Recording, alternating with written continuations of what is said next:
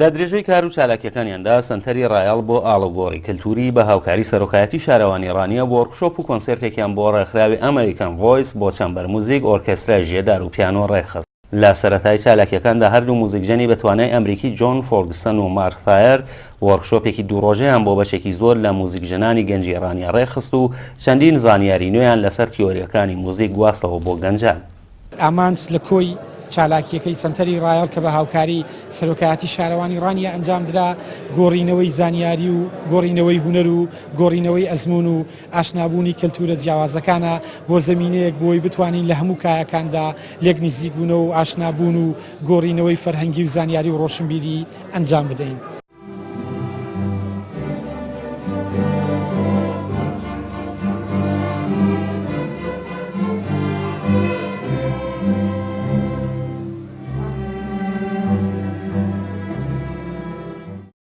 لە کۆتایی وەرکشۆپە دوو ڕۆژەکەشدا بە ئامادەبوونی لێپرسراوانی حکومی و حیزبی ناوچەکە و بەشێکی بەرچاو لە گەنجان و هونەرمەندان و ڕۆشنبیران سنتەری ڕایەڵ لە هۆڵی سەرۆکایەتی شارەوانی ڕانیە کۆنسێرتێکیان بۆ موزیسیانان مارسایر و جۆن فۆرگسن و 40 گەنجی موزیکژەنی ڕانیا ڕێخست کە بە نمایشکردنی چەند کارێکی جیهانی ئامادەبووانیان سەرسام کرد. It's a pleasure for us to be here in Rania, and we really love coming here and working with these students. Go ahead. ئێمە زۆر دڵخۆشین بەوەی کە لە شاری ڕانی و هەروە زۆر شادمان بەوەی کە لەگەڵ خوێندکارانە کار دەکەین. There are many great music students and musicians all through Kurdistan and here in Rania, very much.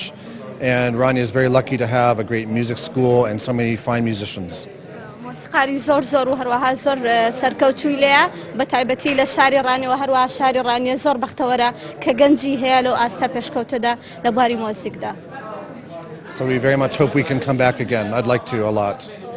زۆر خۆشحاڵ دەبین و زۆر حەز دەکەین کە جارێکتر بگەڕێنەوە بۆ ئێرە و کار لەگەڵ ئەوان بکەینەوە.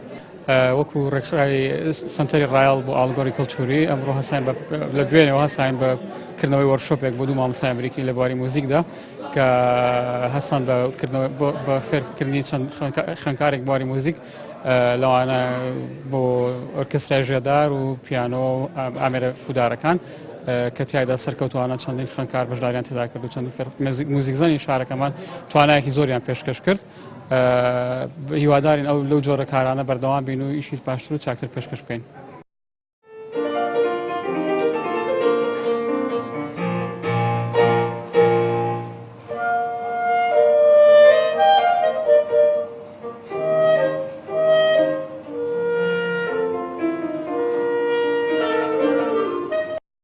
لە کۆتایی کۆنسێرتی گەنجانی ڕانیە و موزیکژەنە ئەمریکیەکاندا لەلایەن قایمخامی قەزای ڕانیە و سەرۆکایەتی شارەوانی ڕانیەوە دەستەگوڵی ڕێز و وەفای ڕانیەکان پێشکەش بە هەردوو موزیسیان مارک فایر و جۆن فۆرگسن کرا و دواتریش هەردوو هونەرمەندی ناوبرا و بڕوانامەی هەردوو سنتەری ڕایەڵ بۆ ئاڵوگۆڕی کەلتوری و ڕێکخراوی ئەمریکان ڤۆیسیان بەسەر گەنجانی بەشدار لە وەرکشۆپ و کۆنسێرتەکەدا دابەش کرد.